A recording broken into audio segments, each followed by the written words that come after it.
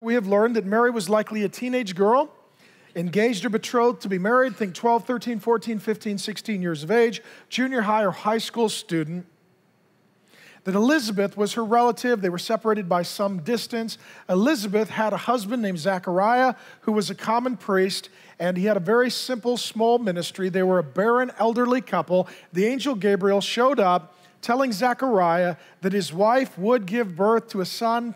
He was to be named John, which means God is gracious. He would be the preparer and forerunner for the coming of Jesus. The angel Gabriel, one of only two angels mentioned by name in the Bible, then arrives at the presence, perhaps the residence of Mary, telling her, you will give birth to a son. His name will be Jesus, which means he saves his people from their sins. You will be the fulfillment of prophecy. You will be the virgin who gives birth to Emmanuel, God with us.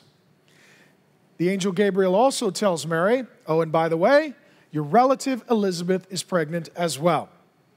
And so we pick up the story in chapter 1, verse 39. We see Mary's immediate obedience to God's word. In those days, Mary arose and went with haste into the hill country to a town in Judah, and she entered the house of Zechariah and greeted Elizabeth. Elizabeth had not announced publicly that she was pregnant. She was home worshiping God, getting the nursery ready, and celebrating the fact that her husband had been rendered mute for a season. And hearing of this, Mary says, well, I got to go see Elizabeth. I love her. We're close. We're relatives. I'm pregnant. She's pregnant. We need to share in one another's joy. And she makes this trek. I'll show you what it looked like. Because when you read the Bible, if you've not been there, you think, oh, maybe she went down the street, around the corner. Maybe she drove. What did she do?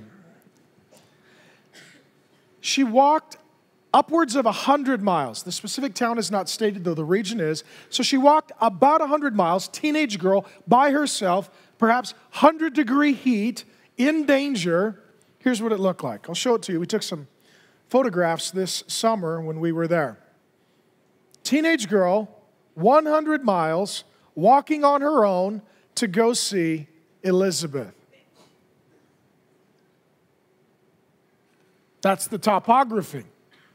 Here's my guilty pastoral question. What sacrifices are you making to be in community? We read this and we realize, boy, she really wanted to be in community.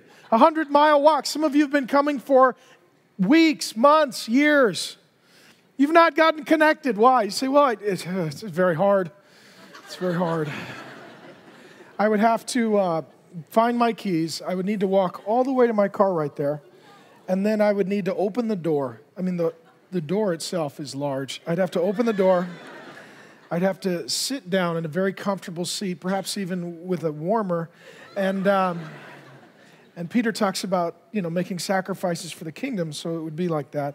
And then I would put my keys in the ignition, and I would need to do this. Not a full turn, but a half turn. But it's an effort nonetheless. And then I would need to do this, maybe even this or this.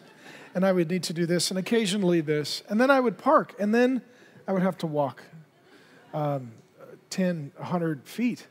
And I could pull a hamstring. So I prayed about it, and I felt like it was too much to ask.